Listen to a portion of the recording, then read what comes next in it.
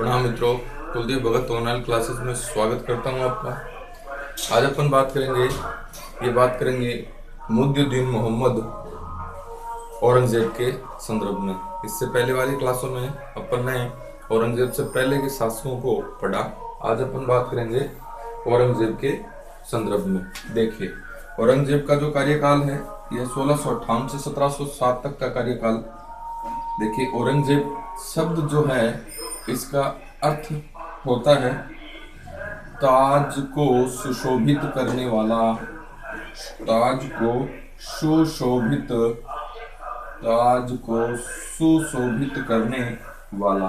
इसका जो जन्म हुआ है, जन्म देखिए, जन्म की जब अपन बात करें तो 1618 ईस्वी में इसका जन्म है। यह उज्जैन के अंदर हुआ। कहाँ पर हुआ साहब? उज्जैन के अंदर। उज्जैन के निकट एक स्थान है दोहाद। दोहाद दोहाद के अंदर इनका क्या हुआ है? जन्म हुआ है। मूल नाम देखेंगे इनका तो मूल नाम है मुहियुद्दीन। मुहियुद्दीन इनका मूल नाम है। उपाधि देखेंगे अपन तो उपाधि देखिए कौन सी है? बहादुर। बहादुर इनकी उपाधि है। बहादुर इनको हाथियों को नियंत्रित करने के कारण हाथियों को नियंत्रित करने के कारण शाहजहां ने दी थी। शाहजहां ने इनको दी थी हाथियों को नियंत्रित करने के कारण। नेक्स्ट है आलमगीर। आलमगीर भी इनकी उपाधि है। नेक्स्ट है शाही दरवेश। शाही दरवेश ये भी इनकी उपाधि है, यानी सादा जीवन व्यतीत करने के कारण इनको शाही दरवेश कहा गया। जिंदा पीर कट्टर मुस्लिम होने के कारण इनको जिंदा पीर है ये कहा जाता था। नेक्स्ट है हाफिज। हाफिज है, ये प्रथम व आखिरी बादशाह था जिसने कुरान को कंठस्थ किया था। प्रथम व आखिरी बादशाह था जिसने कुरान को क्या किया था? कंठस्थ किया था। इसलिए इनको क्या कहा गया? हाफिज कहा गया। अब अपन बात करते हैं प्रथम शिक्षक औरंगजेब का कौन था? तो है अब्दुल लतीफ सुल्तानपुरी। अब्दुल लतीफ सुल्तानपुरी इसका पहला शिक्षक है। नेक्स्ट देखिए, 1636 में प्रथम बार औरंगजेब को दक्षिण का सूबेदार बनाया गया। दक्षिण का क्या बनाया गया सब? सूबेदार बनाया गया। अब इनके परिवार के बारे में बात कर लेते हैं तो देखेंगे परिवार। प्रथम विवाह 1634 में दिलरास बानो बेगम से हुआ। दिलरास बानो बेगम से इनका क्या होता है? विवाह होता है। इतिहास में इसी को ही रबिया उद दुर्रानी भी कहते हैं। रबिया उद दौरानी भी कहा जाता है इसे। इसके पुत्र देखिए, बेगम में और भी थे लेकिन प्रमुख यही है। पुत्र देखेंगे तो मोहम्मद आजम शाह ये इसका पुत्र था। मोहम्मद अकबर इसका पुत्र था। मोहम्मद सुल्तान ये इसका पुत्र था। मोहम्मद मुअज्जम ये इसका पुत्र था। और मोहम्मद काम बख्श ये इसका पुत्र था। पुत्री देखिए औरंगजेब की जेबुनिसा औरंगजेब की बेटी है। जिन्नतुस निशा ये औरंगजेब की बेटी है। मेहर उन निशा ये औरंगजेब की बेटी है। बद्र उन निशा ये भी औरंगजेब की पुत्री है। ये औरंगजेब की पुत्रियां हैं। नेक्स्ट देखेंगे तो औरंगजेब का राज्याभिषेक। अभी राज्याभिषेक के बारे में पढ़ेंगे, भी इसको देखते हैं। पहले इसको देखते हैं भी। तो देखेंगे अपन बात कर रहे हैं औरंगजेब के संदर्भ में। अर्थ है ताज को सुशोभित करने वाला। जन्म है 1618 में उज्जैन के दाहोद में हुआ था। मूल नाम इसका मुहिउद्दीन है। उपाधि है बहादुर की। हाथियों को नियंत्रित करने के कारण शाहजहां ने इसको यह उपाधि है प्रदान की थी। अन्य उपाधियां देखिए। अन्य उपाधियों में जब अपन बात करेंगे तो इसकी उपाधि है आलमगीर शाही दरवेश, यानी सादा जीवन व्यतीत करने के कारण। जिंदा पीर, कट्टर मुसलमान होने के कारण। हाफिज, प्रथम व आखिरी बादशाह जिसने कुरान को कंठस्थ किया था, इसलिए इसको क्या कहा गया, हाफिज कहा गया। इसका पहला जो शिक्षक था ये कौन था, अब्दुल लतीफ सुल्तानपुरी। 1636 में इसको पहली बार दक्षिण का क्या बनाया गया था, सूबेदार बनाया गया था। परिवार देखें, इसका पहला विवाह 1634 में दिलरास बानो बेगम से हुआ था, जिसे रबिया उद्दौरानी भी कहा जाता है। इसके पुत्र देखेंगे, पुत्र है मोहम्मद आजम शाह, मोहम्मद अकबर, मोहम्मद सुल्तान, मोहम्मद मुअज्जम, मोहम्मद कामबख्श। ये इसके क्या हैं, प्रमुख पुत्र हैं। नेक्स्ट देखेंगे तो पुत्री जो इसकी है ये है जेबुनिसा, जिन्नतुस निशा, मेहरुस निशा और बदरुस निशा। ये इसकी क्या है, सब पुत्रियां हैं। आगे देखिए,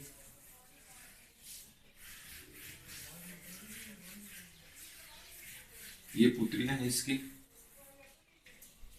पुत्रियां हैं। अब देखेंगे अपन इसका राज्याभिषेक। राज्याभिषेक है, इसके बारे में बात करें सब।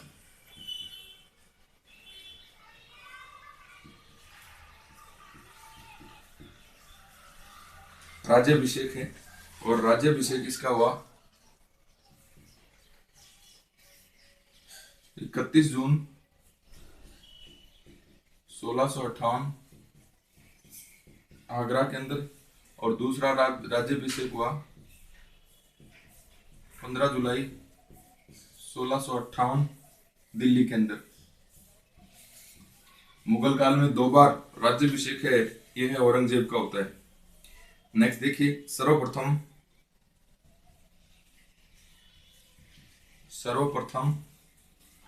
फारस के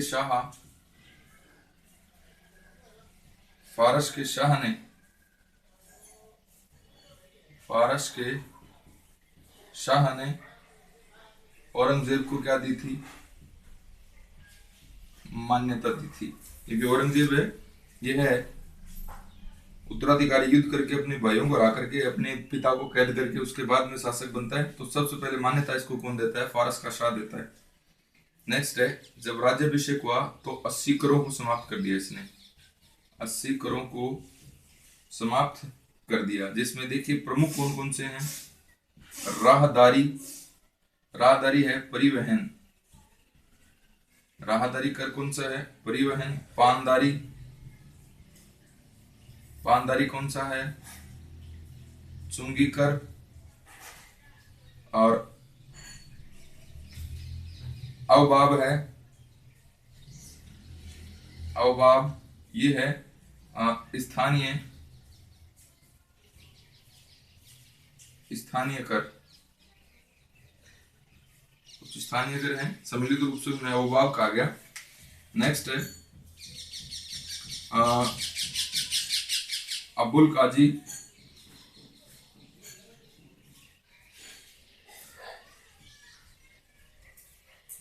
अबुल बहाव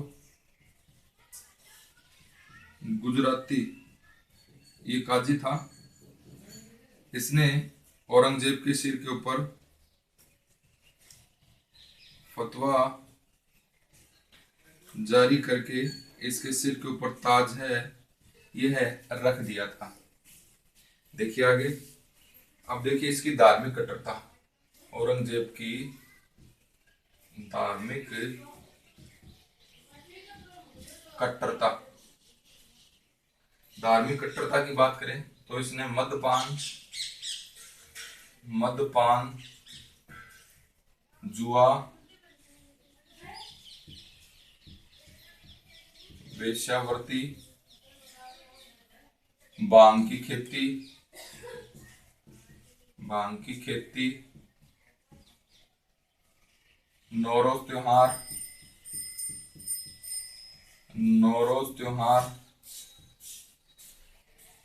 मुद्राओं पर कलमा लिखाना आदि सब पर क्या कर दिया था, पाबंदी लगा दी थी। पाबंदी इसने लगा दी थी सब। नेक्स्ट है आचरण की देखभाल हेतु, जनता के आचरण की देखभाल हेतु इसने मुहितसीब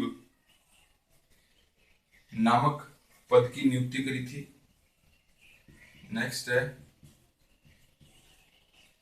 औरंगजेब के काल में पहला मुहतसीब यह था, समरकंद का निवासी था, जिसका नाम है मुल्ला ओजावाजी। मुल्ला ओजावाजी इसका नाम था। औरंगजेब ने तुलादान,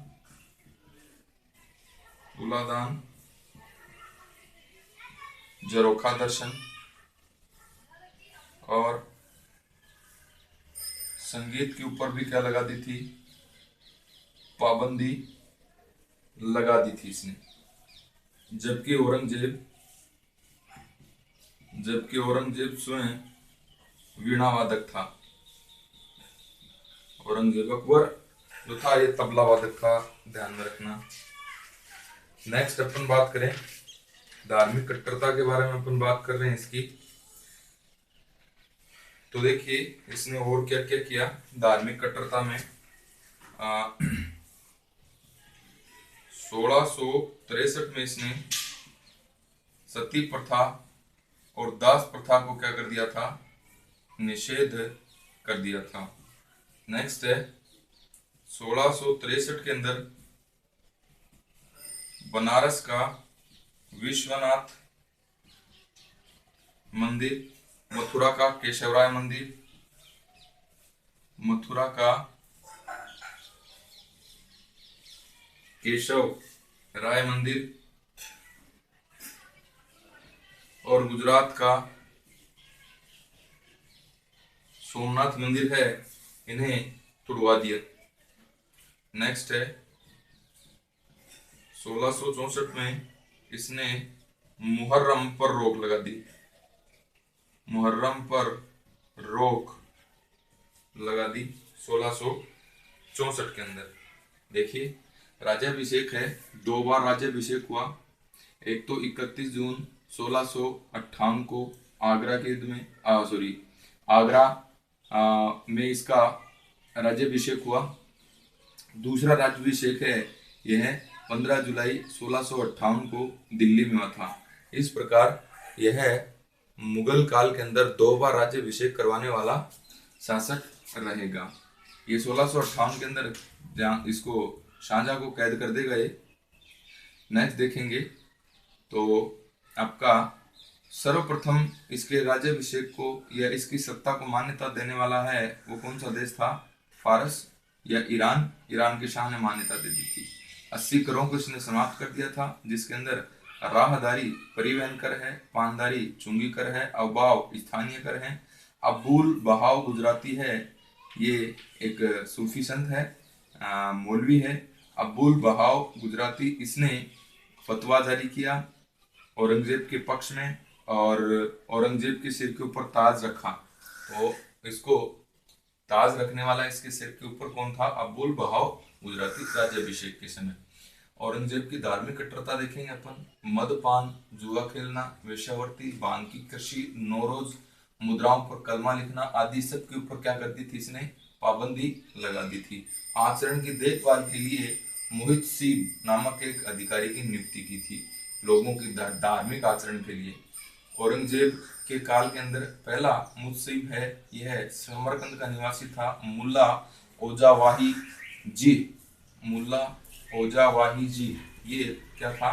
पहला मुत्सिब था औरंगजेब के काल का। तुलादान, झरोखा दर्शन, संगीत के ऊपर भी पाबंदी लगा दी थी औरंगजेब ने। औरंगजेब जबकि स्वयं कुशल वीणावादक था। 1663 के अंदर सती प्रथा, दास प्रथा के ऊपर पाबंदी लगा दी, निषेध कर दिया। 1663 के अंदर ही बनारस का विश्वनाथ मंदिर है, मथुरा का केशव राय मंदिर है, और गुजरात का सोमनाथ मंदिर है, इसे तुड़वा दिया। 1664 के अंदर मुहर्रम पर क्या लगवा दिया इसने? रोक लगा दी। मुहर्रम पर रोक लगवाई, मुहर्रम पर रोक लगा दी थी सब इसने। 1664 के बाद में देखिए 1665 में क्या करेगा? मुस्लिम व्यापारियों से टैक्स लेगा 2.5%, और हिंदू व्यापारियों से 5% टैक्स है, ये लेने की घोषणा करेगा, सीमा शुल्क। नेक्स्ट है 1668 के अंदर होली व दीपावली पर पाबंदी लगा दी इसने। होली दीपावली पर पाबंदी लगा दी। नेक्स्ट है 1668 में ही राजपूतों को छोड़कर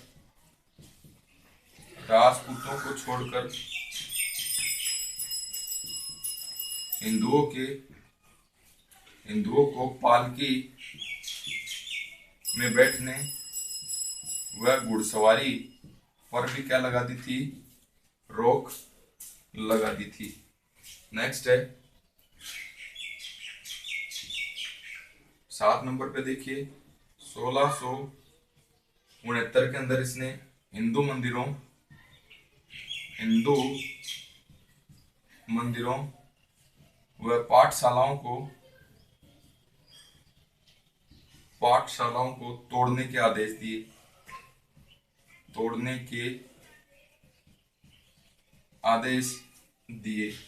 नेक्स्ट है 1689 में जजिया कर है, यह पुनः लागू कर दिया, और तीर्थ यात्रा कर है, यह भी लगा दिया। ये शासन काल के 22वें वर्ष ये काम किया था, इसने ध्यान में रखना है। नेक्स्ट है सबसे पहले जजिया सबसे पहले मारवाड़ से वसूल किया। जहां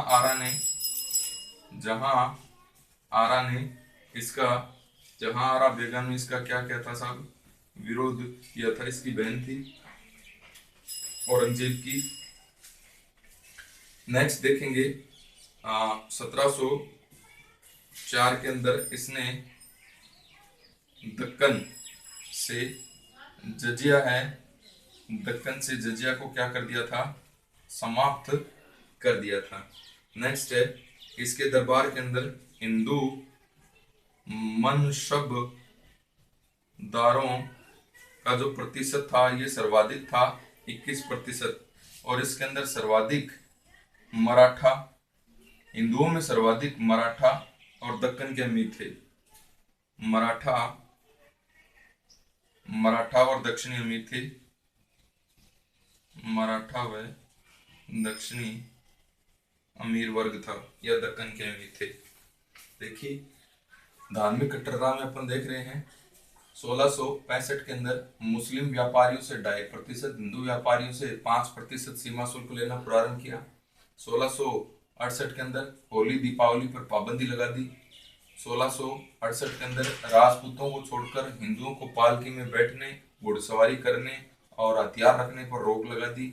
1669 के अंदर हिंदू मंदिरों व पाठशालाओं को तोड़ने के आदेश दिए। 1679 के अंदर जजिया कर को लागू कर दिया, तीर्थ यात्रा कर हटा दिया। ये जजिया कर जब लागू करता है तो शासनकाल के 22वें वर्ष में करता है। जजिया कर सबसे पहले मारवाड़ में वसूला। इसकी बहन जहां आरा ने जजिया कर लगाने का विरोध किया। 1704 में दक्कन से इसने जजिया कर को क्या कर दिया था, समाप्त कर दिया था। हिंदू मनसबदारों, इसके दरबार के अंदर सबसे ज्यादा जो मनसबदार थे वो कौन से थे, हिंदू मनसबदार। कितने प्रतिशत, 31%। और इस प्रतिशत के अंदर मराठा व दक्षिण के अमीर सबसे ज्यादा थे। और देखिए इसकी धार्मिक कट्टरता में, धार्मिक कट्टरता के अंदर और क्या बातें हैं सब। नेक्स्ट है, इसने दाढ़ी की लंबाई 4 अंगुल निर्धारित कर दी। दाढ़ी की लंबाई 4 अंगुल निर्धारित कर दी।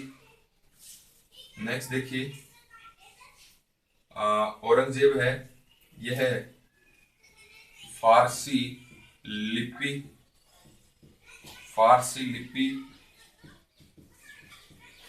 नस्तालिक और सिकत लिखने में निपुण था। नेक्स्ट है चिश्ती संत, एक चिश्ती संत है जिसका नाम है कलीमुल्ला ने औरंगजेब को पाखंडी कहा। नेक्स्ट है औरंगजेब को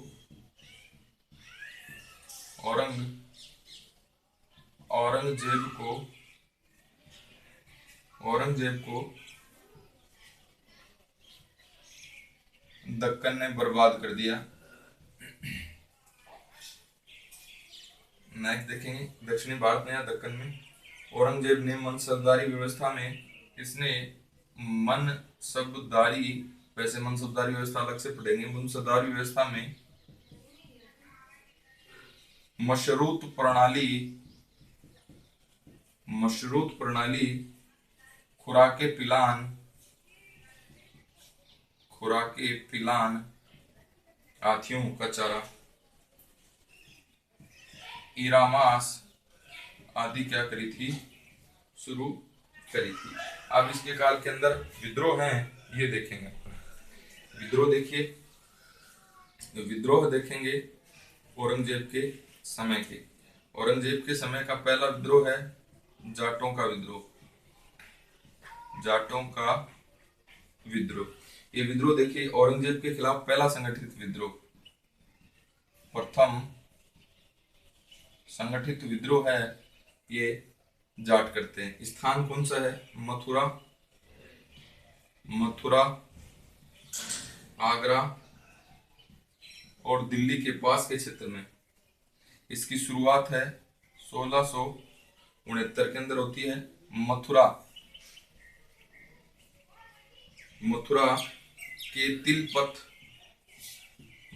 के तिलपत का जागीरदार है गोकुल। इसके नेतृत्व में क्या होता है, आंदोलन होता है। इस तिलपत को मुगल फौजदार हसन अली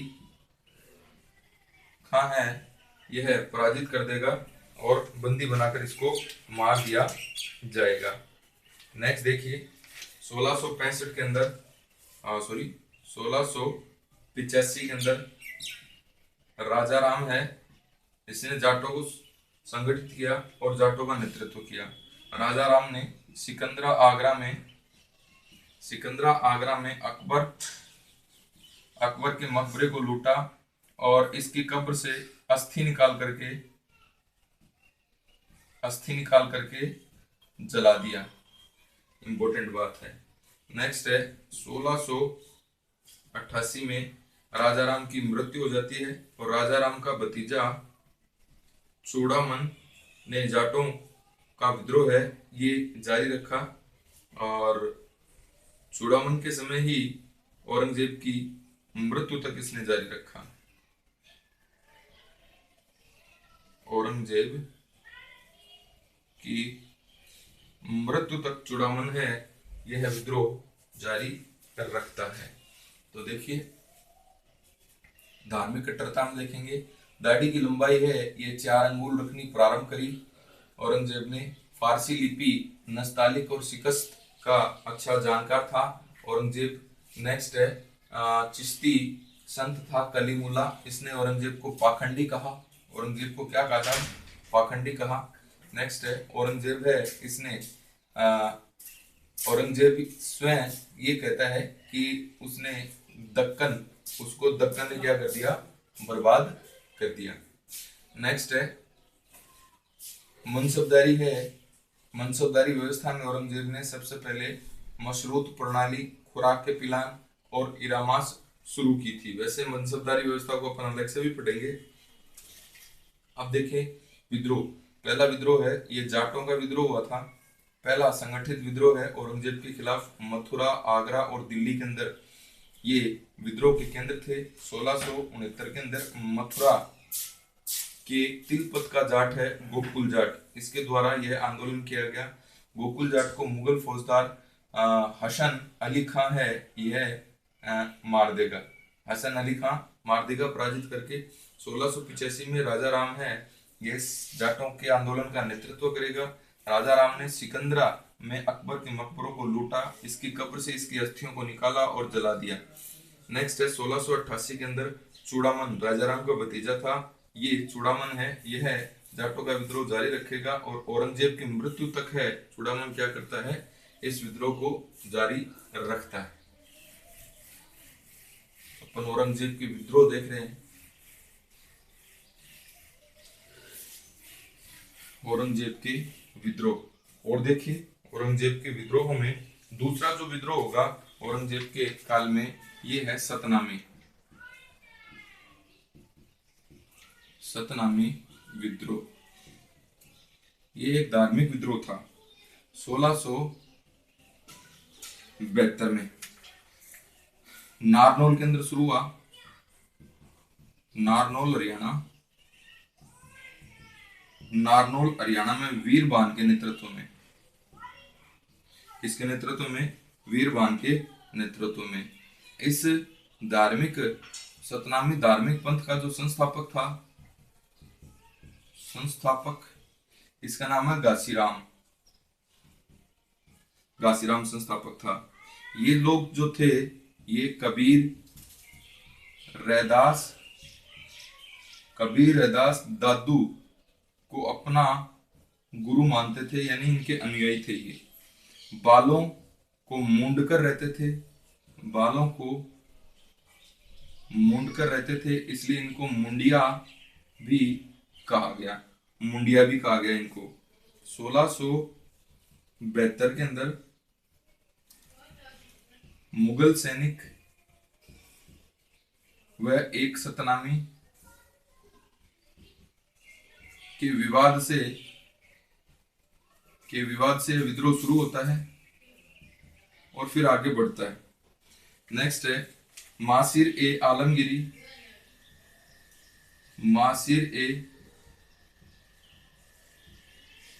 आलमगिरी किसकी है पुस्तक? मोहम्मद साकी की यह पुस्तक है। इसके अनुसार सतनामियों के पास में युद्ध की आवश्यक सामग्री की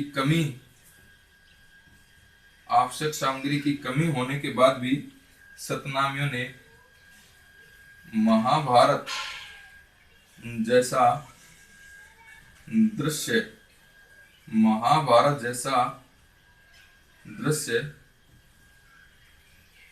प्रस्तुत किया।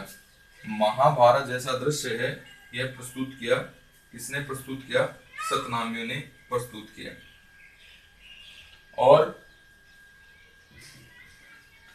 और मुगल गवर्नर रेन रेनदाज खां रेनदाज खां को पीछे हटने पर मजबूर किया या हराया। नेक्स्ट है सिख विद्रोह देखेंगे। सिखों के विद्रोह में क्या हुआ? तीसरा जो विद्रोह है ये है सिख विद्रोह। तो सिख विद्रोह है, ये देखिए गुरु रामदास, अमरदास, अर्जुन देव, ये सारे किसके समकालीन थे? अकबर के समकालीन थे। नेक्स्ट है अर्जुन देव, हरगोविंद, ये जहांगीर के समकालीन थे।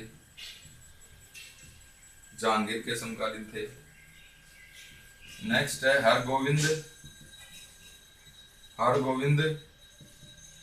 हर राय, यह शाहजहां के समकालीन थे। तेग बहादुर,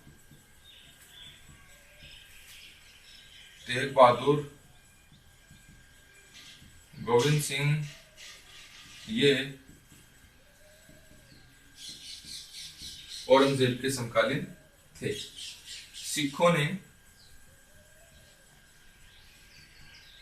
सिखों ने औरंगजेब के खिलाफ सबसे अंत में विद्रोह किया। एक अच्छा क्वेश्चन बनता है, सबसे अंत में क्या क्या इन्होंने विद्रोह किया। नेक्स्ट है औरंगजेब के काल में एकमात्र विद्रोह था ये, एकमात्र विद्रोह था जो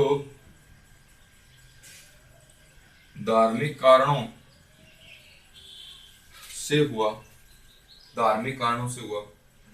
नेक्स्ट है 1675 में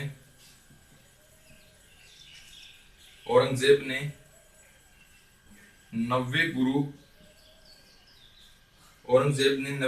तेग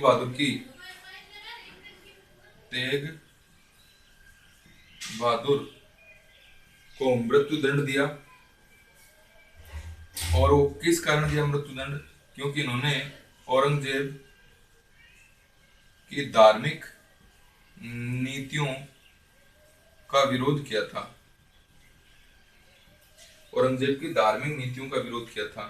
जहां पर इनको फांसी दी गई थी, वहां पर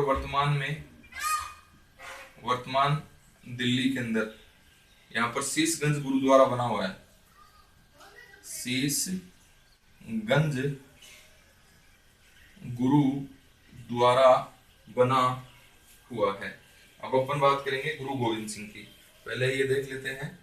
देखिए सतनामियों का विद्रोह है 1672 के अंदर नारनौल हरियाणा में वीर भान के नेतृत्व में आंदोलन शुरू हुआ था। सतनामी पंथ का संस्थापक है घाशीराम।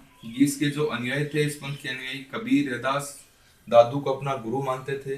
बालों को मूंड कर रहते थे, इसलिए इन्हें मुंडिया भी कहा जाता था। 1672 में मुगल सैनिक और एक सतनामी के मध्य विवाद हो जाता है और ये मुगल सैनिक है, ये सतनामी को डंडों से पीटता है और यही एक विवाद है क्या ले लेता है? विद्रोह की शक्ल ले लेता है। मासिर और आलमगिरी के लेखक मोहम्मद साकी के अनुसार युद्ध की आवश्यक सामग्री की कमी होने के बावजूद भी सतनामियों ने महाभारत जैसा दृश्य प्रस्तुत किया और यहाँ के गवर्नर रेनदाज खां को क्या कर दिया था? हराया था या पीछे हटने पर मजबूर किया था। अब देखिए सिखों का विद्रोह, गुरु रामदास, अमरदास और अर्जुन देव किसके समकालीन थे? अकबर के समकालीन थे। अर्जुन देव, हरगोविंद किसके समकालीन? जहांगीर के समकालीन। हरगोविंद हरराय किसके समकालीन? सांझा के समकालीन। तेग बहादुर और गोविंद सिंह किसके समकालीन? औरंगजेब के समकालीन। इंपॉर्टेंट क्वेश्चन बनते हैं ये भी। सिखों ने औरंगजेब के खिलाफ सबसे अंत में विद्रोह किया था। अच्छा क्वेश्चन बनता है। सिखों का विद्रोह ही एकमात्र विद्रोह था जो कौन से कारण से हुआ था? धार्मिक कारण से हुआ था। 1675 के अंदर औरंगजेब ने 90 गुरु तेग बहादुर को मृत्यु दंड दे दिया था। और वो किस कारण दिया था? क्योंकि तेग बहादुर ने औरंगजेब की धार्मिक नीतियों का विद्रोह किया था। जहां पर तेग बहादुर को फांसी दी गई थी, वहां पर वर्तमान के अंदर दिल्ली में शीशगंज गुरुद्वारा बना हुआ है। आगे देखिए,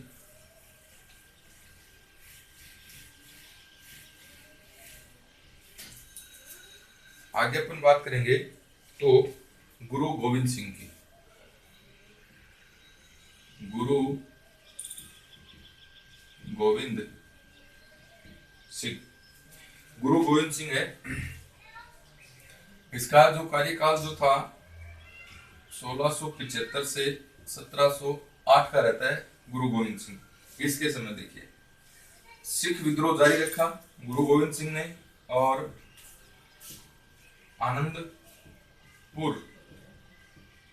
आनंदपुर साहिब की क्या कर दी थी? इन्होंने स्थापना करी थी। आनंदपुर साहिब की स्थापना करी।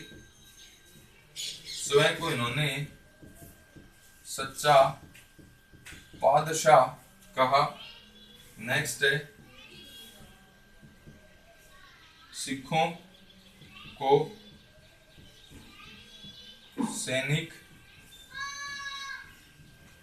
संप्रदाय में परिवर्तित किया इन्होंने। नेक्स्ट है, और इसका नाम है, यह है खालसा रखा। खालसा कब स्थापना करी? 1699 में खालसा पंथ की स्थापना कर दी। इस पंथ के अंदर सिख हैं, यह सिख जो हैं ये सैनिक की भांति भी व्यवहार करते थे। आप देखिए, भंगनी का युद्ध, ये युद्ध होता है अक्टूबर 1688 के अंदर। और श्रीनगर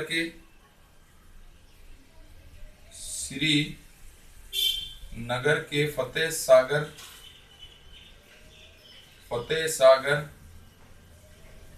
वर्सेज गुरु गोविंद सिंह के मध्य युद्ध होता है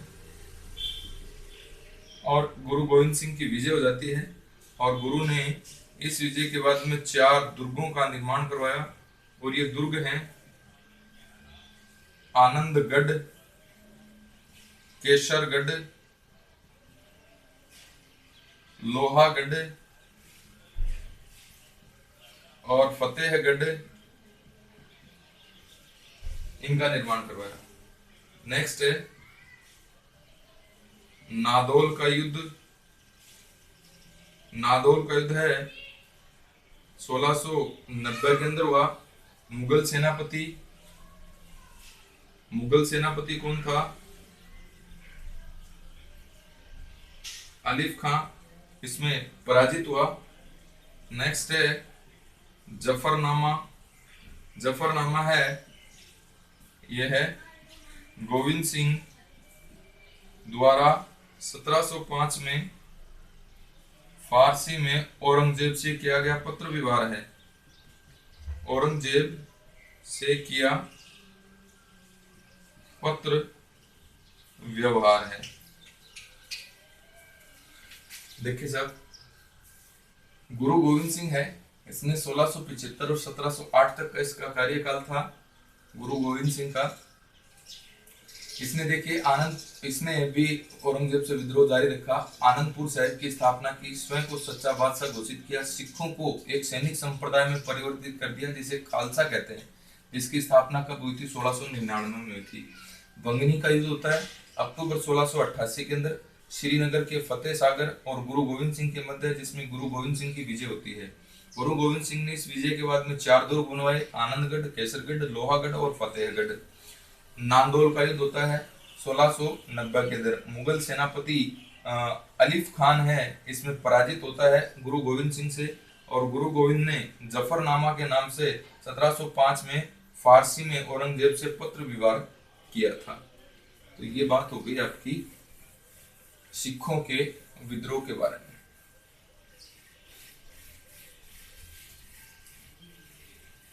आगे देखिए सर, सिखों के विद्रोह के बाद में शहजादा अकबर का विद्रोह।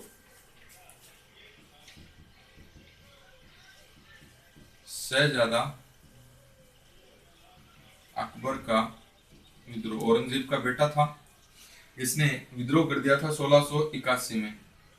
शहजादा अकबर का विद्रोह। मेवाड़ का शासक है राणा राज सिंह, और मारवाड़ का प्रमुख प्रशासक है यहाँ पर दुर्गादास। अजीत सिंह का संरक्षक है दुर्गादास। तो देखिए इन दोनों के सहयोग से अकबर ने स्वयं को बादशाह घोषित कर दिया और अपने पिता औरंगजेब से बगावत कर दी, और यहाँ पर औरंगजेब से पराजित हो गए अकबर, और कहाँ चला जाएगा, दक्षिण में मराठा शासक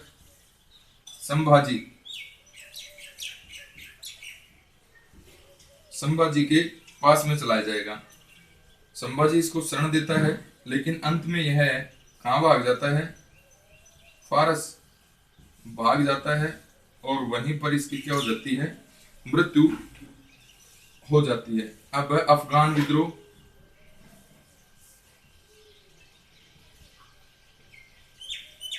इसमें देखिए पहला जो विद्रोह होता है अफगान के अंदर, ये होता है यूसुफ जयूं का विद्रोह। यूसुफ जयूं का विद्रोह कब होता है, 1667 में होता है।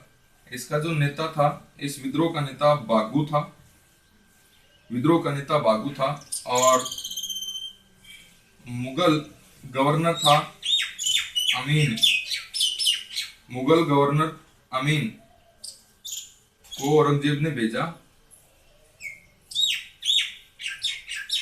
इसके खिलाफ। इसको विशेष सफलता नहीं मिलती है, तो इसके बाद में राजा जसवंत सिंह को अफगान के ऊपर नियंत्रण स्थापित करने के लिए जमरूद में क्या करता है, नियुक्त करता है।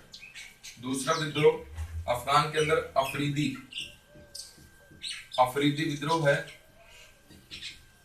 और ये अफरीदी विद्रोह है 1672 में। यहाँ का जो नेता था अफरीदियों का, अकमल खां और मोहम्मद अमीन। नेक्स्ट देखिए तीसरा जो होता है खटक विद्रोह, और खटक विद्रोह है 1672 के अंदर होता है, और नेता रहता है खुशहाल खान। कौन रहता है, खुशहाल खान। नेक्स्ट है 1675 में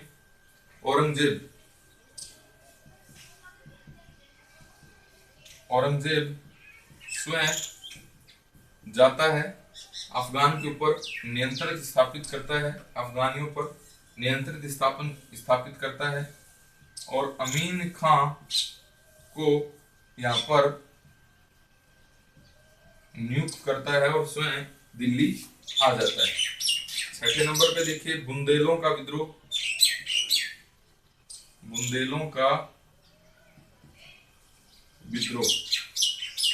मुगल व बुंदेलों के बीच संघर्ष की प्रथम संघर्ष होता है। प्रथम संघर्ष की शुरुआत करता है मधुकर शाह। बुंदेलों की राजधानी ओरछा थी, इसलिए बुंदेलों को ओरछा सरदार कहा जाता था। ओरछा का जो शासक था चंपत राय, चंपत राय ने उत्तराधिकारी युद्ध में औरंगजेब का साथ दिया, औरंगजेब का साथ दिया, परंतु 1661 में औरंगजेब से क्या कर दिया, विद्रोह किया और अंत में 17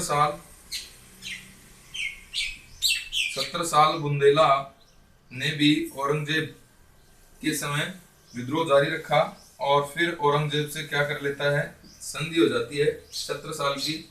और 17 साल को औरंगजेब है ये 4000 का मनसब देता है और इसको राजा घोषित कर देता है, इसको राजा घोषित कर देता है। देखिए, शहजादा अकबर का विद्रोह 1681 के अंदर मेवाड़ का शासक था राणा राज सिंह और मारवाड़ का शासक अजीत सिंह था, जिसका संरक्षक कौन था, दुर्गादास। इन दोनों के सहयोग से अकबर ने स्वयं को बादशाह घोषित कर दिया और अपने पिता औरंगजेब से पराजित हो जाता है और दक्षिण में संभाजी की शरण में चल जाता है और यहीं से फारस भाग जाता है, यहाँ पर इसकी मृत्यु हो जाती है। अफगान विद्रोह है, इसमें देखिए अफगानियों के अंदर कौन कौन से विद्रोह होता है। यूसुफ जईयों का विद्रोह 1667 के अंदर नेता बागू था और यहाँ का मुगल जो गवर्नर था ये अमीन था। और यूसुफ जईयों के विद्रोह को दबाने के लिए, यहाँ पर शांति स्थापित करने के लिए, और राजा जसवंत सिंह राठौड़ है इसको जमरूद के अंदर क्या किया था, नियुक्त किया था। दूसरा विद्रोह यहाँ पर अफरीदियों का विद्रोह होता है 1672 के अंदर, नेता यहाँ का अकमल खां और मोहम्मद अमीन थे। और तीसरा जो विद्रोह होता है खटक विद्रोह होता है 1672 में, नेता इसका जो था खुशहाल खां था। 1675 में औरंगजेब स्वयं यहाँ जाता है इन विद्रोह को दबाने के लिए और यहाँ पर शांति स्थापित करता है और अमीन खां को यहाँ का गवर्नर नियुक्त करके स्वयं दिल्ली आ जाता है। अब देखिए बुंदेलों का विद्रोह, प्रथम संघर्ष है मुगल और बुंदेलों के मध्य मधुकर शाह के द्वारा शुरू किया जाता है। बुंदेलों की राजधानी ओरछा थी, इसलिए इनको ओरछा के सरदार कहा जाता है। शासक चंपत राय ने उत्तराधिकारी युद्ध में किसका साथ दिया था, औरंगजेब का साथ दिया था, लेकिन 1661 के अंदर औरंगजेब से विद्रोह कर देता है। छत्रसाल बुंदेला है इसका पुत्र था चंपत राय का, यह भी विद्रोह जारी रखता है और अंततः छत्रसाल बुंदेला और मुगलों के मध्य यानी औरंगजेब के मध्य संधि हो जाती है। औरंगजेब ने इसको 400 का मनसब दिया और राजा घोषित कर दिया। तो ये बात थी औरंगजेब के शासनकाल में विद्रोह। विद्रोहों के बाद में अपन यहाँ पर बात करेंगे औरंगजेब के शासनकाल में विजय अभियान। विजय अभियान देखें साहब, विजय अभियान, विजय अभियानों की जब अपन बात करेंगे तो देखिए विजय अभियान, असम, कामरूप नाम था प्राचीन में। यहाँ पर जो वंश था, वंश का नाम है सान वंश, और असम की जो राजधानी थी ये थी गढ़गांव। और यहाँ के जो शासक थे जो औरंगजेब के समकालीन थे, एक तो है जयध्वज और दूसरा है चक्रध्वज। ये औरंगजेब के क्या थे, समकालीन थे। शासक बनने के बाद में औरंगजेब का प्रथम अभियान कहां पर था, असम के ऊपर था। इंपॉर्टेंट क्वेश्चन बनता है। 1660 में औरंगजेब ने असम और अराकान यानी बर्मा के विद्रोह को दबाने के लिए मीर जुमला है इसे बंगाल का गवर्नर बना दिया था। बंगाल का क्या बना दिया था, गवर्नर बना दिया था। इसने कूच बिहार पर आक्रमण कर दिया और राजधानी का नाम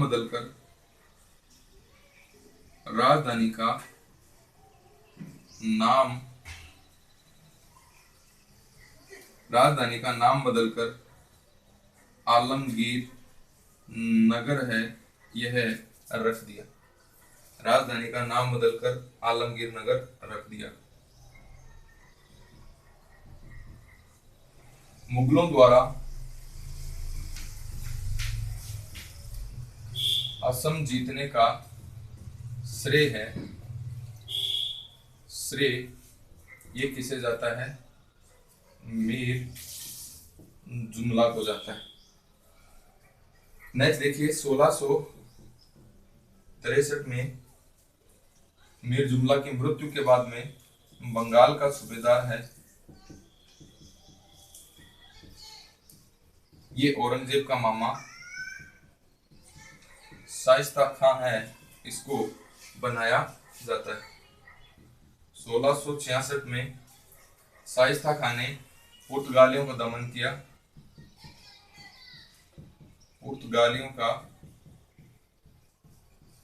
किया और चटगांव पर मुगल अधिकार हो गया।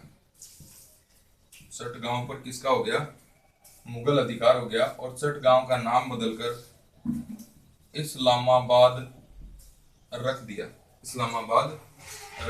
अब देखिए दक्षिण भारत।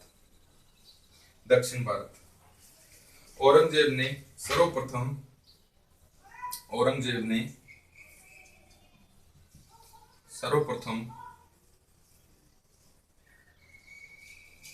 सर्वप्रथम शाइस्ता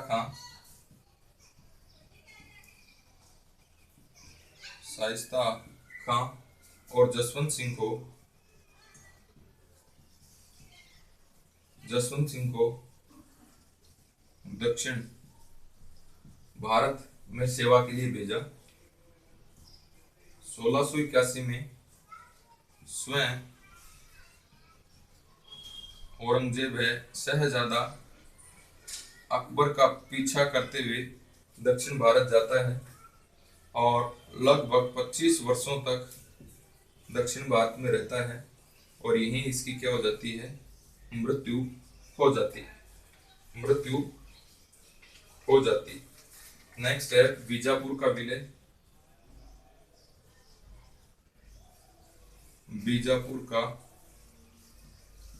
विलय।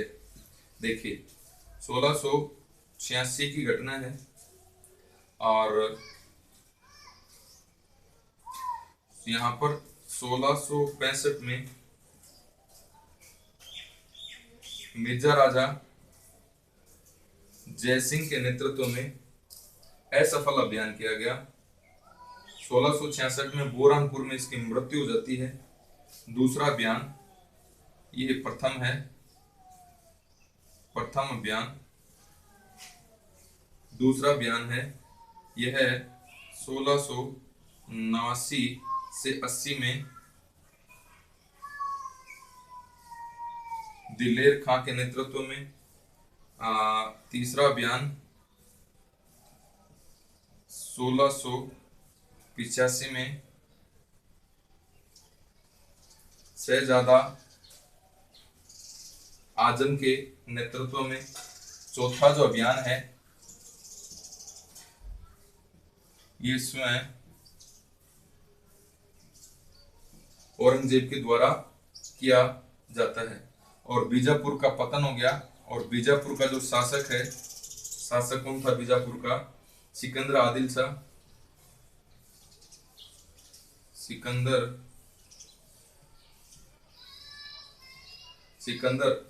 शाह था यहाँ का शासक। इसको 1 लाख की पेंशन दे दी जाती है और कहाँ कैद कर दिया जाता है, दौलताबाद के अंदर इसको कैद कर दिया जाता है। नेक्स्ट देखेंगे देखिए पहले विजय अभियान में देखिए असम, इसको कामरूप भी कहा जाता था। वंश है शान, राजधानी गढ़वाल, गढ़गांव और शासक यहाँ पर थे औरंगजेब के समकालीन जयध्वज और चक्रध्वज। असम का अभियान पहला अभियान था जब औरंगजेब शासक बनता है उसके बाद का। 1660 के अंदर असम और अराकान के विद्रोह को दबाने के लिए मीर जुमला को बंगाल का गवर्नर बनाया जाता है। मीर जुमला ने कूच बिहार पर आक्रमण किया। इसकी राजधानी का नाम बदलकर क्या रख दिया? आलमगीर नगर। मुगलों द्वारा असम जीतने का श्रेय किसे जाता है? मीर जुमला को जाता है। 1663 के अंदर बंगाल का सूबेदार किसे बनाया जाता है? शाइस्ता खां को। 1666 के अंदर पुर्तगालियों का दमन जो है ये करता है शाइस्ता खां और चटगांव पर अधिकार कर लेता है। चटगांव का नाम क्या रख देता है? इस्लामाबाद रख देता है। नेक्स्ट देखिए दक्षिण भारत के अंदर औरंगजेब के अभियान। दक्षिण भारत पर नियंत्रण स्थापित करने के लिए शाइस्ता खां और जसवंत सिंह है इसको दक्षिण भारत भेजा जाता है। शाइस्ता खां को पहले भेजा जाता है, तो सर्वप्रथम शाइस्ता खां और जसवंत सिंह। नेक्स्ट देखिए 1681 में स्वयं औरंगजेब है यह दक्षिण भारत जाता है अपने बेटे शहजादा अकबर का पीछा करते हुए और 25 सालों तक यहीं पर रहता है और यहीं पर इसकी क्या हो जाती है? मृत्यु हो जाती है। अब देखिए बीजापुर का विलय। बीजापुर का विलय 1686 में हुआ। बीजापुर के लिए 4 अभियान किए गए। पहला अभियान 1665 का था मिर्जा राजा जयसिंह। मिर्जा राजा जयसिंह की 1666 में मृत्यु हो जाती है। दूसरा अभियान किया जाता है 1679-80 में दिलेर खां। तीसरा अभियान करता है 1685 में शहजादा आजम और चौथा अभियान है ये कौन करता है? औरंगजेब स्वयं करता है। और बीजापुर के शासक सिकंदर आदिल शाह को ने अधीनता स्वीकार कर ली औरंगजेब की और औरंगजेब ने इसको 1 लाख वार्षिक पेंशन देकर के दौलताबाद के दुर्ग में क्या करवा दिया था? नजरबंद करवा दिया था। तो इस प्रकार बीजापुर का विलय है यह किसमें हो गया? मुगल साम्राज्य में हो गया। ये बात होगी बीजापुर की। बीजापुर है। इसके बाद में अपन बात करें गोलकुंडा का विलय। गोलकुंडा का विलय, गोलकुंडा विलय, गोलकुंडा विलय है यह 1687 में हुआ। गोलकुंडा किसके लिए प्रसिद्ध था? हीरों के लिए प्रसिद्ध था सब गोलकुंडा। नेक्स्ट देखिए यहाँ पर 2 हिंदू अधिकारी थे। दो हिंदू अधिकारी थे जिनका प्रभाव था। एक का नाम था अकन्ना और दूसरे का नाम था मदन्ना। ये बड़े प्रसिद्ध थे। यहाँ का प्रथम अभियान है यह है 1685 में मुअज्जम करता है शहजादा मुअज्जम। दूसरा अभियान है ये 1687 में औरंगजेब के नेतृत्व में होता है। नेक्स्ट है यहाँ पर गोलकुंडा से विश्वासघात कौन करता है? अब्दुल्ला पानी नाम का एक सैनिक है। अब्दुल्ला पानी नाम का एक सैनिक है जिसने विश्वासघात किया और दुर्ग के फाटक खोल दिए इसने और औरंगजेब आसानी से दुर्ग के अंदर प्रवेश हो गया। और यहाँ का सुल्तान अब्दुल हसन कुतुब शाह को बंदी बना लिया गया और 50,000 की वार्षिक पेंशन देकर दौलताबाद में इसको क्या करवा दिया गया था? कैद करवा दिया गया था। दौलताबाद में इसको कैद करवा दिया गया था। नेक्स्ट देखिए मुगल मराठा संघर्ष। मुगल मराठा संघर्ष देखिए मुगल मराठा संघर्ष है, इसको अपन अलग से पढ़ेंगे शिवाजी में, तो यहाँ पर अपन डिटेल नहीं देखेंगे। प्रथम संघर्ष है यह 1657 में शिवाजी के द्वारा अहमदनगर व चुनार पर आक्रमण करके किया जाता है। नेक्स्ट है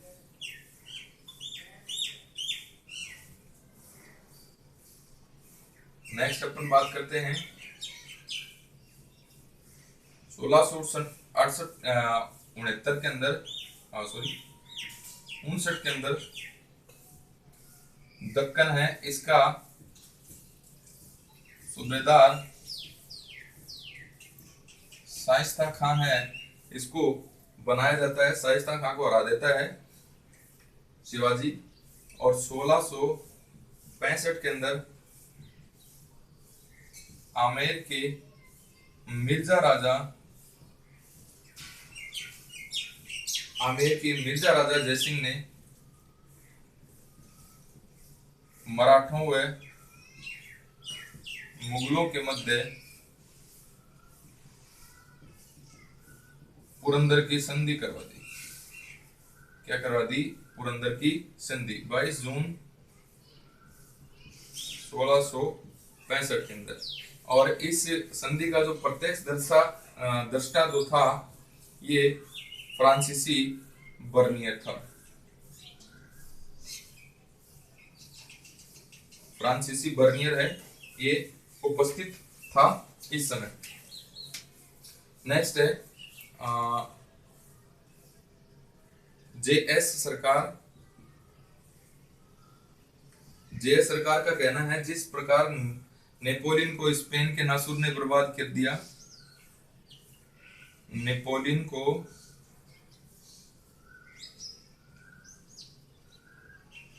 स्पेन के नासूर ने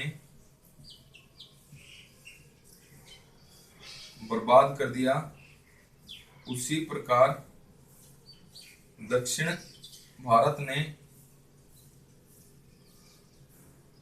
औरंगजेब को बर्बाद कर दिया। ये कथन किसका है? जेएस सरकार का है। नेक्स्ट है स्मिथ का कथन है दक्षिण भारत है यह औरंगजेब की प्रतिष्ठा और उसके शरीर के लिए कब्र बन गया। उसके शरीर के लिए क्या बन गया? कब्र बन गया। देखिए गोलकुंडा और विजय की अपन बात करें तो 1687 की है। गोलकुंडा हीरों के लिए प्रसिद्ध था। यहाँ के दो प्रमुख हिंदू अधिकारी थे, एक अन्ना और मदन्ना। इसका इन दोनों का प्रभाव था गोलकुंडा पर। प्रथम अभियान है 1685 के अंदर शहजादा मुअज्जम करता है। दूसरा अभियान है ये स्वयं 1687 में औरंगजेब करता है। और अब्दुल्ला पानी नामक एक सैनिक ने विश्वासघात करके दुर्ग के फाटक खोल दिए और यहाँ के शासक अब्दुल हसन कुतुब शाह को कैद कर लिया गया। इसको 50,000 वार्षिक पेंशन देकर के दौलताबाद के अंदर कैद करवा दिया गया।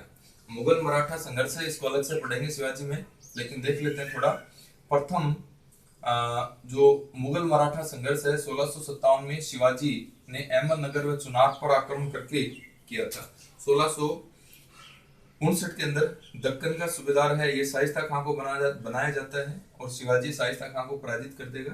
1665 के अंदर आमेर के मिर्जा राजा जयसिंह ने मराठा और मुगलों के मध्य संधि करवा दी और ये संधि इतिहास में किस नाम से जानी जाती है? पुरंदर के नाम से।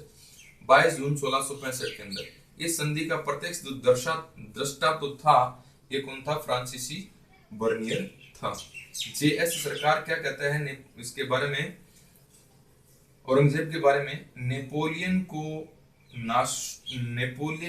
को स्पेन के नासूर ने बर्बाद कर दिया, उसी प्रकार दक्षिण भारत ने औरंगजेब को क्या कर दिया? बर्बाद कर दिया। ये कथन किसका है? जेएस सरकार का। स्मिथ क्या कहता है? दक्षिण भारत ने औरंगजेब की प्रतिष्ठा और उसके शरीर के लिए कब्र बन गया। औरंगजेब की प्रतिष्ठा और उसकी कब्र है, ये दक्षिण भारत बन गया, ये कौन कहता है? स्मिथ कहता है।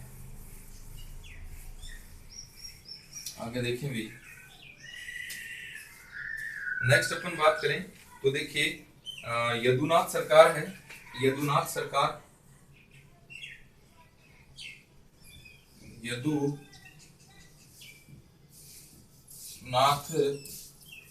सरकार, यदुनाथ सरकार क्या कहता है? औरंगजेब की तुलना ऐसे अजगर से करता है, ऐसे अजगर से करता है कि जिसने इतना खा लिया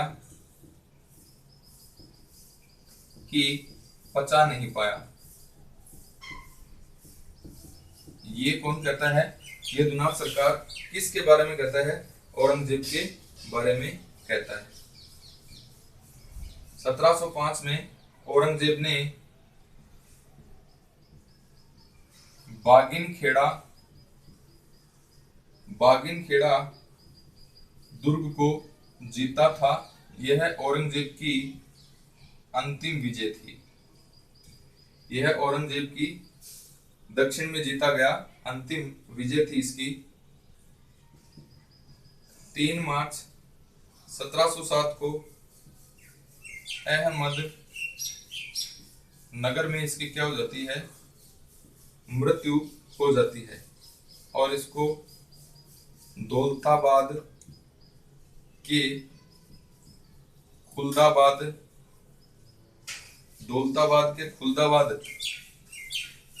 में इसको दफना दिया जाता है। और दफनाया कहा जाता है? संत बुरहानुद्दीन की मजार के पास इसको क्या कर दिया जाता है साहब? दफना दिया जाता है। देखिए यदुनाथ सरकार है, ये औरंगजेब के बारे में क्या कहता है? औरंगजेब की तुलना ऐसे अजगर से करता है जिसने इतना खा लिया कि पचा नहीं सका। इसका मतलब क्या हुआ कि औरंगजेब ने गोलकुंडा पर विजय प्राप्त की, गोलकुंडा का विलय कर लिया था, मुगल साम्राज्य के अंदर बीजापुर का विलय कर लिया था। तो औरंगजेब का साम्राज्य इतना बड़ा हो गया कि औरंगजेब इसको संभाल नहीं पाया। जिस प्रकार किसी विशाल वृक्ष की शाखाएं लंबी हो जाती हैं और वो अपने ही वजन से टूट जाती हैं, तो यही इसके साथ में हुआ, औरंगजेब के साथ में हुआ। 1705 के अंदर औरंगजेब ने बागिन खेड़ा के दुर्ग को जीता। यह औरंगजेब की अंतिम विजय थी। 31 मार्च 1707 को औरंगजेब की अहमदनगर के अंदर मृत्यु हो जाती है। औरंगजेब को दौलताबाद के खुलदाबाद में दफना दिया जाता है। और कौन से संत की मजार के पास में? बुरहानुद्दीन की मजार के पास में इसको दफना दिया जाता है। औरंगजेब के बाद में मुगल साम्राज्य का पतन हो जाता है। तो कुछ पतन के कारण देखते हैं। मुगल साम्राज्य पतन के कारण कुछ इतिहासकार हैं जिन्होंने अपना अपना वक्तव्य दिया है। तो देखिए ईश्वरी प्रसाद श्रीराम शर्मा, इन्होंने कहा है राजनीतिक त्रुटियों और शासक वर्ग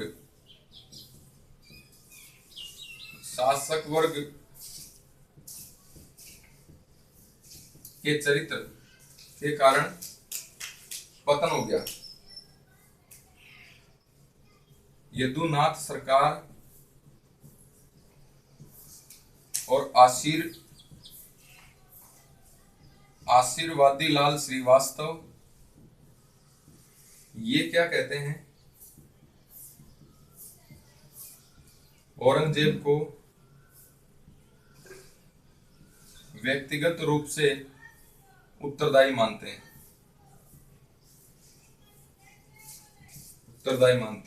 नेक्स्ट है इरफान हबीब और सतीश चंद्र ने जागीरदारी संकट माना है और सिडनी ओवन इसने सम्राटों की भ्रष्टता कारण बताया। सम्राटों की भ्रष्टता है कारण बताया। देखिए, औरंगजेब के बाद में मुगल साम्राज्य का पतन हो जाता है। तो देखिए, ईश्वरी प्रसाद और श्री राम शर्मा क्या कहते हैं, राजनीतिक त्रुटियां और शासन वर्ग के चरित्र के कारण क्या हो गया था, मुगल साम्राज्य का पतन। यदुनाथ सरकार और आशीर्वाद लाल श्रीवास्तव क्या कहते हैं, औरंगजेब को व्यक्तिगत रूप से उत्तरदायी मानते हैं। इरफान हबीब और सतीश चंद्र क्या कहते हैं, जागीरदारी संकट, यानी क्या हो गया था, अमीर वर्ग है ये ज्यादा हो गया और जागीर की कमी हो गई, इसलिए क्या हो गया था, ये विद्रोह हो गए। और विद्रोह होने के कारण है मुगल साम्राज्य या मुगल वंश है यह कमजोर पड़ता चला गया। सिडनी ओवन क्या कहता है, सम्राटों की भ्रष्टता के कारण क्या हुआ था, मुगलों का पतन हुआ था। तो ये बात हो गई आपके मुगल साम्राज्य के पतन के बारे में प्रमुख बातें। तो आज अपन ने बात करी है ये औरंगजेब के संदर्भ में महत्वपूर्ण बात करी। इसके बाद में अपना जो अगला लेक्चर होगा वो होगा उत्तर मुगल काल के बारे में। धन्यवाद।